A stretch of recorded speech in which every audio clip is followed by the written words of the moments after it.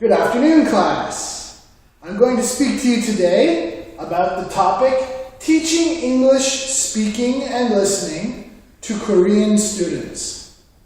Now, this is made from the perspective of an English native teacher in Korean public schools, and this is based on the assumption of working with Korean co-teachers who also teach the students English. In different schools, different institutions, this might not be the system, so we will have to change our teaching style. I'd like to start with the fundamentals, and that is vocabulary, grammar, spelling. In general, this is handled in my school by the Korean English teachers, which leaves the native teacher to focus solely on speaking and listening, which is, of course, our main topic today. When we want to teach someone how to speak in a foreign language, the key is practice. Practice makes perfect. One of the problems with learning English is if you only study in books, you only prepare for written tests, and you only practice your reading, your pronunciation and your listening skills will not improve. This was one of the problems with English education in Korea, which is why they introduced native English teachers to the public schools en masse with programs like GIFLE and EPIC.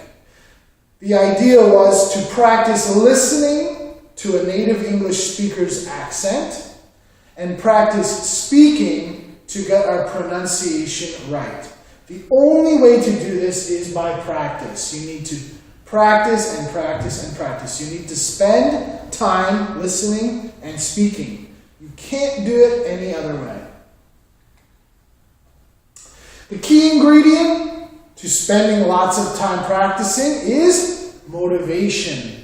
Motivation will depend on individual students and also on age groups and ability levels. I'm going to concentrate today on age groups. I've broken Korean students down into 3 basic levels. The first one is children, and this is kindergarten up to elementary grade 5. Next level is adolescents. This starts elementary grade 6 and goes through middle school to the end of middle school.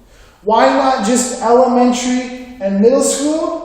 Well, I think anyone who has spent time teaching English to Korean grade 6 students will understand.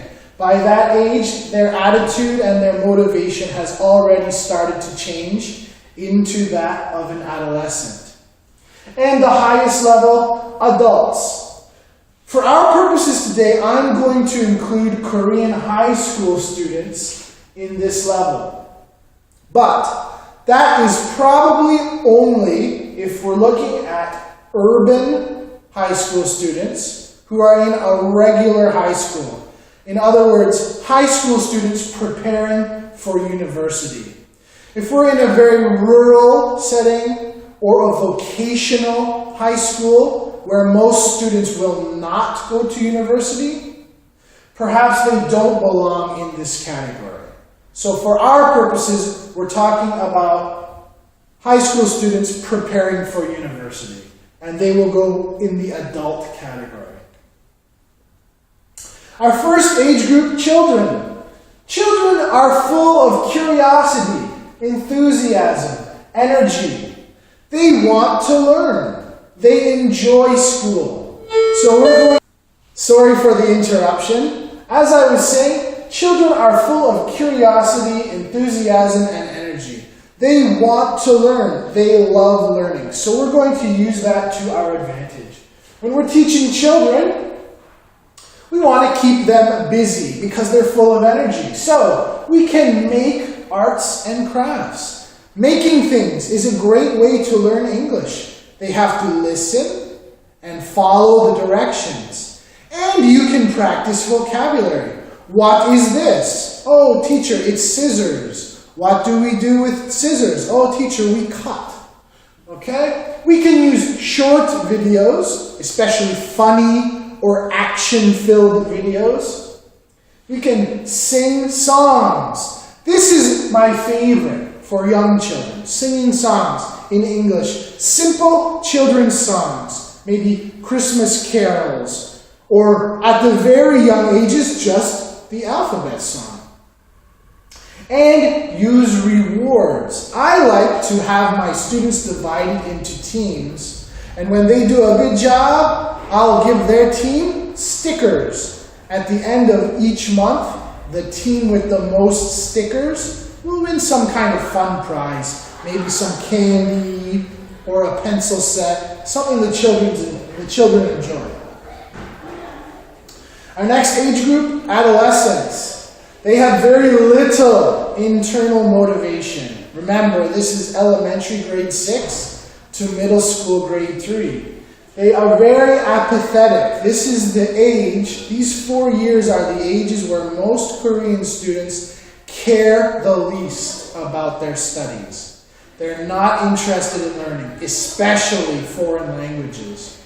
So how can we teach them? We need to use a lot of positive reinforcements and punishments. When the students behave well, try their hardest, reward them. We can use team points to reward them, just like elementary school, except maybe we won't use stickers in this case. I like to keep a computer file for each class, and it keeps the team standings. At the end of each semester, they can win a prize. Now is the end of second semester. I've just been giving out the prizes for the winning teams. And in our school, we use a green card, red card system. Many public schools, middle school, and high school have this system. When the students do a good job, they try their hardest, we can give them green card points. When they do a bad job, they break the rules, we can give them red card points. As they accumulate green card points and red card points, then they earn rewards or punishments from the school administration. So we just give them the points, and the school delivers their reward or punishment.